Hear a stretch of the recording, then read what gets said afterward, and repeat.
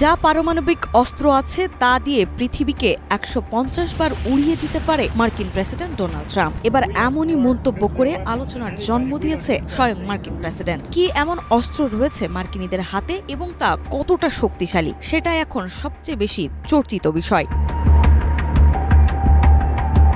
CBS নিউজের জনপ্রিয় অনুষ্ঠান 60 মিনিটে দেওয়া এক সাক্ষাৎকারে যুক্তরাষ্ট্রের প্রেসিডেন্ট ডোনাল্ড ট্রাম্প দাবি করেন, রাশিয়া ও চীন গোপনে পারমাণবিক অস্ত্র পরীক্ষা চালাচ্ছে, যদিও তারা প্রকাশ্যে এসব একদমই স্বীকার করছে না। একই সঙ্গে যুক্তরাষ্ট্রের পারমাণবিক শক্তি নিয়ে অসাধারণ আত্মবিশ্বাস প্রকাশ করে ট্রাম্প বলেন, দেশের হাতে এত বিশাল অস্ত্র ভান্ডার আছে যে পৃথিবীকে ১৫০ বার উড়িয়ে দেওয়া সম্ভব। সাক্ষাৎকারে উপস্থাপিকা নোরা ওডলেন যখন জানান যে বর্তমানে একমাত্র উত্তর কোরিয়াকে পারমাণবিক পরীক্ষা চালাতে দেখা যাচ্ছে। লিলি বিউটি সোপ, যার অ্যান্টি এজিং গুণ তারুণ্য ধরে রেখে ত্বকে করে উজ্জ্বল, তারুণ্যময় উজ্জ্বল ত্বকের জন্য। রিমার্ক। তখন ট্রাম্প তৎক্ষণাৎ পাল্টা জবাব দেন। তিনি বলেন, রাশিয়া ও চীন পরীক্ষা চালাচ্ছে, কিন্তু তারা এসব প্রকাশ্যে বলে না।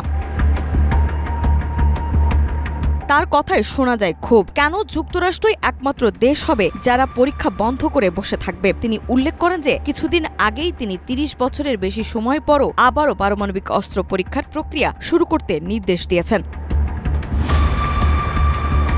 ট্রাম্প যুক্তরাষ্ট্রের পারমাণবিক সক্ষমতা নিয়ে গর্ব প্রকাশ করতে গিয়ে বলেন যে দেশটির কাছে বিশাল শক্তি রয়েছে, অন্য কোনো দেশের তা নেই। রাশিয়া এই তালিকায় দ্বিতীয় অবস্থান হলেও চীন এখনও অনেক পিছিয়ে রয়েছে। তবে তার ধারণা, দ্রুত এগিয়ে আসা চীন ৫ বছরের মধ্যেই যুক্তরাষ্ট্রের সমান সক্ষমতা অর্জন করতে পারে।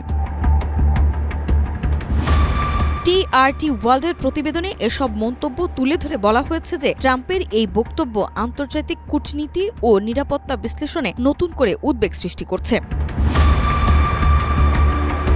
নাজমা, মাই টিভি।